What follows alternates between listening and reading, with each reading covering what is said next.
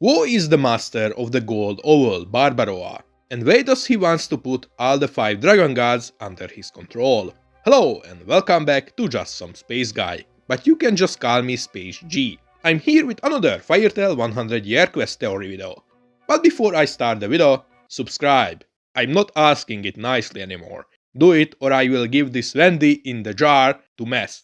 And believe me, you do not want to know what kind of atrocities he's going to commit with it. Thanks for your contribution. Back to the video. In the end of the Labyrinth arc, we learn about the existence of Athena, and that it was a powerful weapon capable to even kill the dragon gods. According to Eleftheria, the weapon was created by no one else than his student. However, later on in the recent chapter, we learn that Athena was a magic-using doll, created through alchemy. This means that whoever created Athena was not just an alchemist, but a powerful wizard as well, or at least an alchemist who has a really big knowledge about magic. I believe that the person who created Athena and the person who was Eleftheria's student was no one else than Duke Barbaroa. But for what reason did he create such a powerful weapon? Believe it or not, we actually most likely heard the first part of the story. 100 years ago, Eleftheria created the first wizard guild called Magia Dragon. The reason behind the creation of the guild was to create a shelter for all the wizards who were prosecuted. It was to make a place that wizards could call home. Everything worked perfectly in this new guild system until one day dragons started to appear on the continent of Giltana. The wizards tried to face said dragons, but as we all know, dragons cannot be killed without Dragon Slayer magic. The wizards dying from the hands of these dragons made other wizards seek revenge and try to kill said dragons. But eventually all of them failed. 100,000 died by the hands of these dragons, one after another. People lost their friends, family members, comrades, guild members, one after another.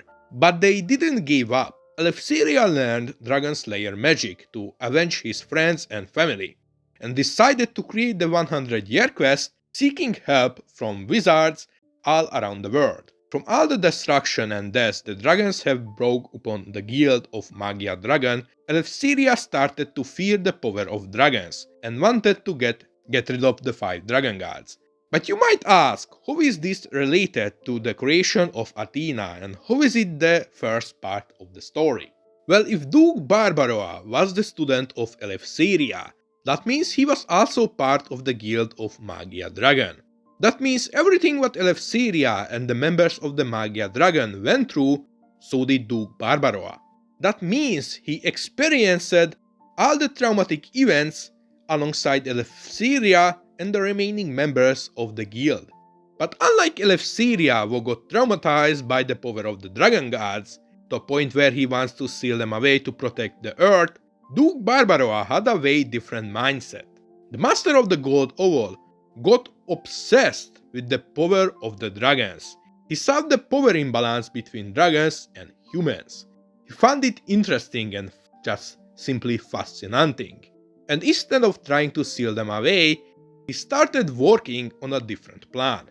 The Duke created a doll through alchemy capable to control the dragons and make them his own servants, using their power for whatever reasons he wants to do. Eleftheria might have learned about this, but then ended up causing a conflict between him and Barbaroa. This conflict eventually resulting in Duke leaving the guild of Magia Dragon and creating his own guild. I also believe that Barbaroa might have lost an important person to him by the hands of dragons, like a lover, fiancé, or perhaps a wife, or even a sister, and he created Athena in her image, desperately trying to bring her back to life. Now this leaves a question: for what does Duke Barbaroa wants to use the power of the dragon gods? Why does he wants to make them his own servants? There has to be some really big reason for it. I don't think it's just simply for a flex. However, that would be really cool, I think. Imagine Natsu asking him why he did all that and he just replies with, because why not? Like, That will definitely make Duke a top tier villain in my opinion. Like, he does the craziest stuff just because he can do it. That's like peak villain right there.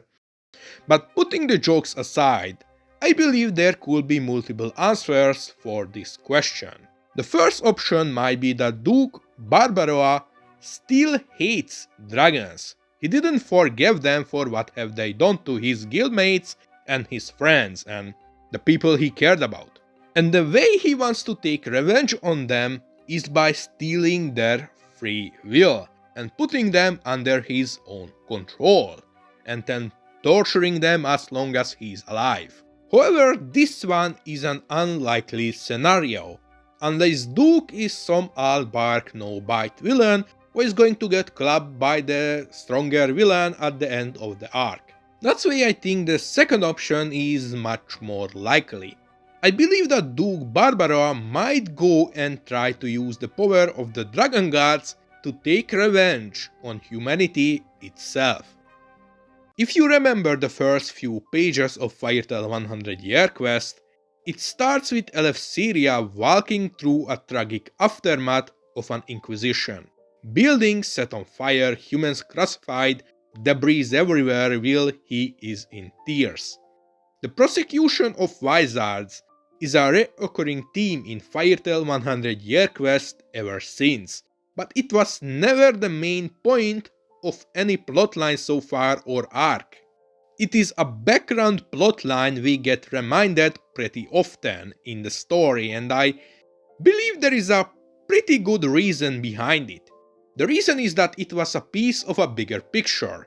Duke Barbaroa, he and his family, might have been one of the many people prosecuted by the Inquisition. What could explain what did Athena mean?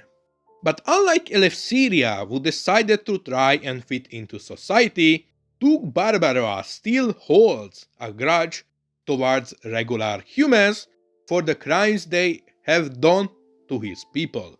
Duke Barbaroa might actually try to use the power of the dragon gods to kill all humans of this world who can't use magic or alchemy or any other different type of power. With this creating a world where wizards and alchemists and other power users wouldn't be prosecuted anymore by the hands of regular humans. A safe haven for everyone who isn't just a human. If this plan sounds familiar to you, there is a reason behind it. Because this is around exactly what Hades with Grimoire Heart tried to do, and I think this isn't a coincidence at all. Both Hades and Duke Barbaroa are around the same age. There is a possibility that they actually knew each other. This could explain many things, like why did Hades turn evil all of a sudden? The Duke and Hades could have been friends who shared many information amongst each other, and he could have been a person who changed the mindset of Hades to begin with by telling him about his past experience. The Duke trying to take revenge on humanity could make the Inquisition part of the story actually relevant, and I highly believe that this is either the case or the Duke is related to the Inquisition and the prosecution of wizards to some level at least. But whatever is the case, the Duke trying to control the power of the 5 dragon gods is a threat regardless of his intentions. Good guy or a bad guy, a single person holding all 5 of them is not something anyone should take lightly. A single god dragon has enough power to destroy entire planets or turn them into lifeless wastelands. The combined power of all 5 of them could bring unimaginable consequences. But what do you think about this theory? Please let me know in the comment section below. And don't forget to subscribe. And see you guys in space. Bye!